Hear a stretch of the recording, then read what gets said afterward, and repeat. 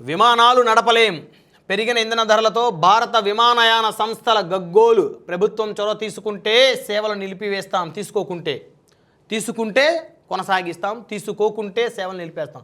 అసలు విమానాలు సేవలు నిలిపేస్తే నిజంగా ఇది ఒక పెద్ద సంక్షోభం అని చెప్పుకోవాలి.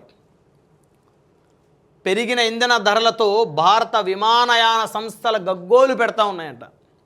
ప్రభుత్వం చొరవ తీసుకోకుంటే మరి వారు టికెట్ రేట్లు పెంచాల్సిన పరిస్థితి, టికెట్లు రేట్లు హెవీగా పెరిగితే ప్రయాణికులు ప్రయాణం చేయలేని పరిస్థితి. వందల వేల కోట్లు ఉన్నవారు ప్రయాణం చేయగలుగుతారు, కానీ అబోవ్ మిడిల్ క్లాస్ వారు, అంటే మిడిల్ క్లాస్ వారు విమానాలు ఎక్కరు, అబోవ్ మిడిల్ క్లాస్ వారు విమానాల్లో పెరిగిన టికెట్లను తట్టుకొని ప్రయాణం చేసే పరిస్థితులు కాస్త ఇబ్బందిగా ఉంటాయి. ఏటీఎఫ్పై 11% ఎక్సైజ్ సుంకం తాత్కాలికంగా ఎత్తివేయాలి. రాష్ట్రాలు వసూలు చేస్తున్న వ్యాట్ను కూడా తగ్గించాలి. విమానయాన శాఖకు ఫెడరేషన్ ఆఫ్ ఎయిర్లైన్స్ లేఖ. చమురు ఎగుమతి దేశాల కూటమికి యుఏఈ గుడ్ బై. మే 1 నుంచి ఒపెక్లో ఉండబోమని ప్రకటన.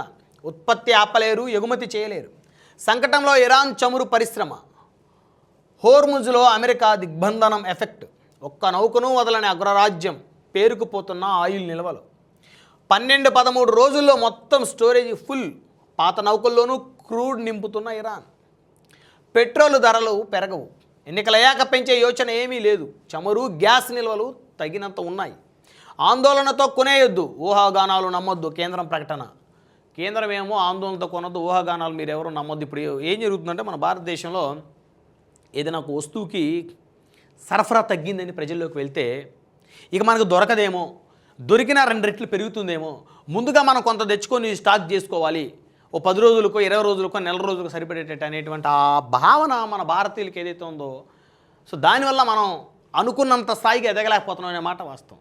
ఎందుకంటే పెట్రోల్ బంకుల వద్ద భారీగా క్యూ లైన్లు, ఫుల్ ట్యాంక్ చేయించుకుంటారు, మళ్ళీ ఇంటికి వెళ్ళి ఒక క్యాన్ పట్టుకొని ఆ పెట్రోల్ డీజిల్ మొత్తం కార్చేసుకుంటారు, మళ్ళీ వెళ్తారు.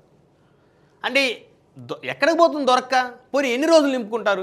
ఒక 4 క్యాన్లు స్టోర్ చేసుకున్నారు, అసలు ఆగిపోయింది అనుకో సరఫరా, ఆ 4 క్యాన్ల తర్వాత ఏంటి పరిస్థితి? సో కాబట్టి ఈ విధమైనటువంటి అపోహలు, ఊహాగానాలు మనకు ఎక్కువగా ఉంటాయి కాబట్టి దానివల్ల కాస్త ఇబ్బంది. కేంద్రం చాలా క్లియర్గా చెప్తుంది, ఆందోళనతో కొనొద్దు బాబు, మీరు బంకుల దగ్గరికి వెళ్ళి క్యూలు కట్టేసి ఆందోళనతో మీరు లీటర్లు కొని 100 లీటర్లు 1000 లీటర్లు కొని స్టాక్ చేసుకోవద్దు,